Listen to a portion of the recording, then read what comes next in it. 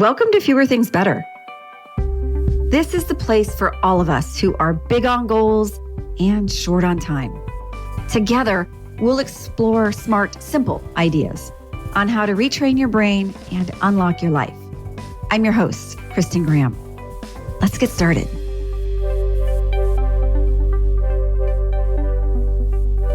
When was the last time you had a decision in front of you that was actually complicated?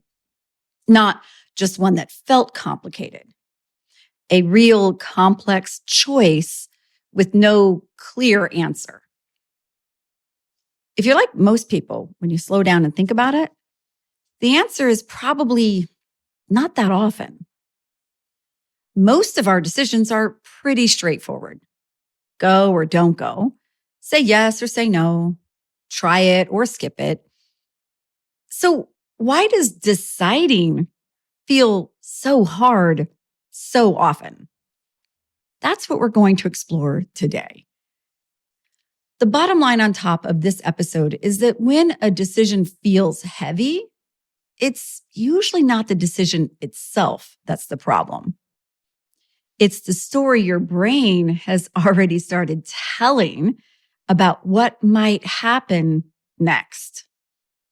Let's use an example for this. Let's say you get invited to a group dinner. It's at a restaurant you've been wanting to try. You know and like several of the people going, but you don't know everyone.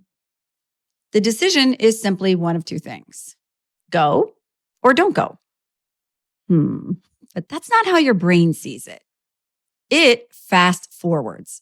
It starts running through scenarios. Oh, what if it's really fun? Wait, what if it's really awkward? What if you're really tired by then? What if you go and then wish you'd stay home?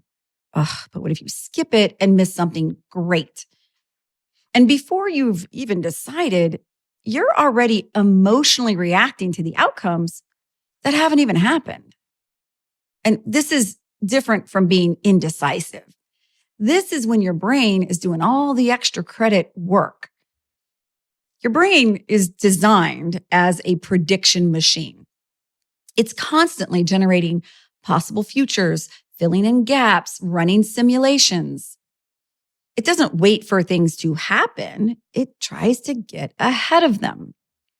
And in a lot of ways, it's running its own version of artificial intelligence. It's using past patterns and stories to forecast outcomes before they even occur. Here's the catch. Just like actual AI, your brain can sound incredibly confident and still be completely wrong. And it's not just generating one possible future, it's generating a ton of them. Hey, what if this is great? What if it's a waste of time? What if there's traffic? What if I say the wrong thing? What if I miss out on meeting really great people? Okay, fine. It's just doing its brain thing. But all those possibilities turn into emotional appetizers.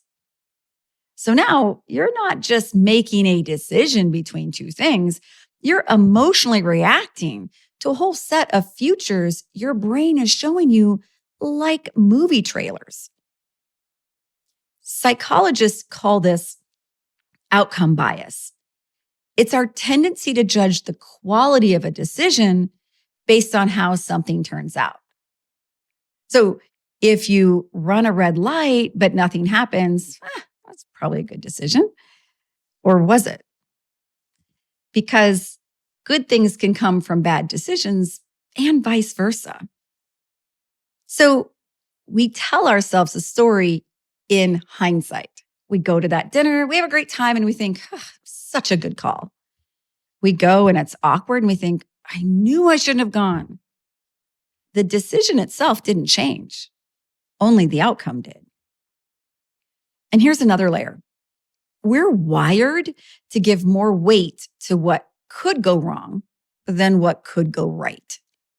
And not because we're trying to be a pessimist, because your brain thinks it's protecting you. What it's actually doing is making a simple decision feel like an emotional obstacle course.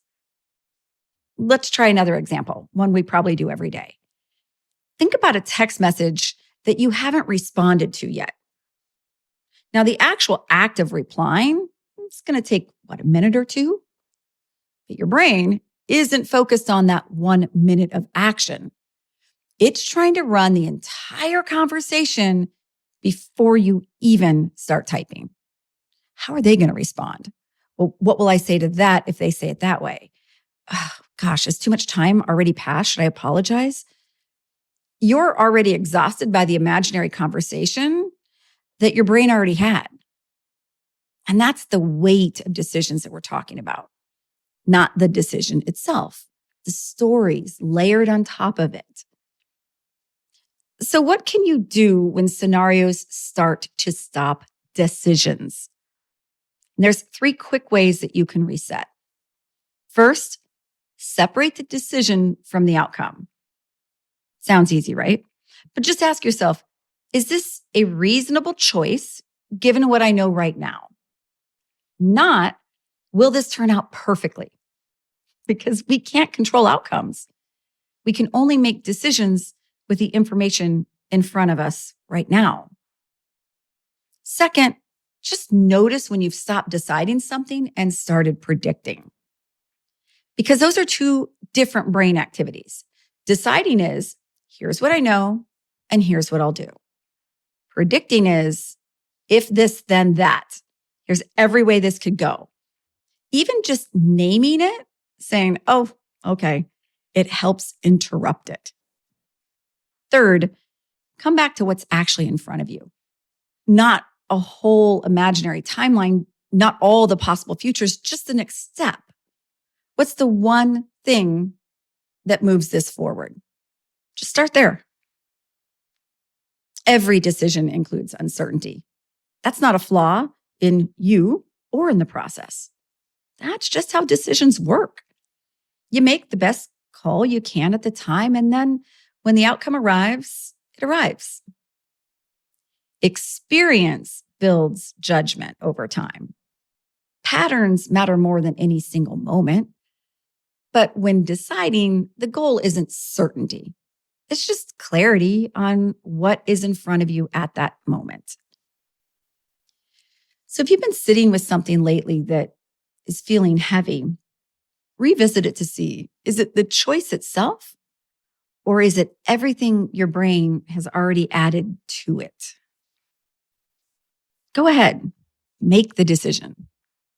Let the outcome arrive when it arrives. Your brain doesn't have to live it twice.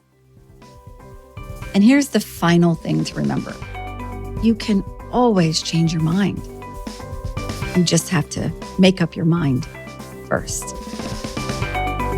For more Fewer Things Better, find us over on YouTube or join our newsletter at unlockthebrain.com/newsletter. See you next time.